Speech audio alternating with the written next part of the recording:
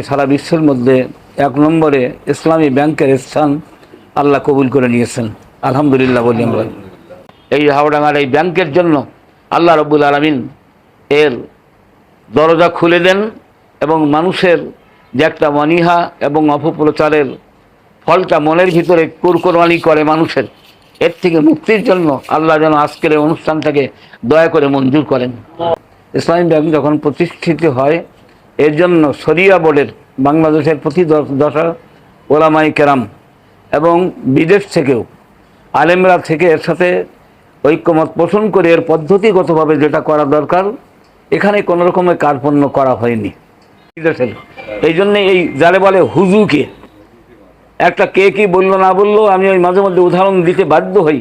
এক বেচারা গেছে আপনার সুন্দরবনে বেড়াতে এসে বলতেছে, দেখলাম বাঘ যাচ্ছে, 21টা বাঘ লাইন দিয়ে চলতেছে।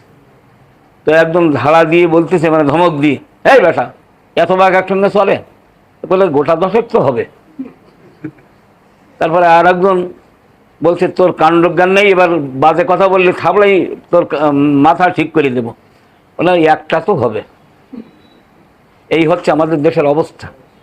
এই জন্য আমাদের যারা এখানে আলেম সমাজ আছেন, আমাদের ঠান্ডা মাথায় মানুষকে বুঝাতে হবে। আপনি মুরগি জবে করলেন, আল্লাহর নাম নিলেন না, এটা হালাল না হারাম? ওই একই মোরগ আল্লাহর নাম নিয়ে করলে ওটা কি হয়ে গেল? তাহলে জবি করা তো দুই রকম, একই রকম হয়ে গেল, কিন্তু একটা হালাল আর একটা হারাম।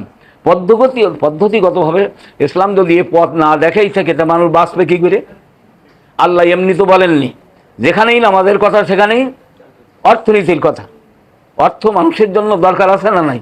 মানুষের 5টি মৌলিক চাহিদা, তাদের খাওয়া পড়া, তারপরে বাসস্থান, শিক্ষা, চিকিৎসা, এই মৌলিক দাবি।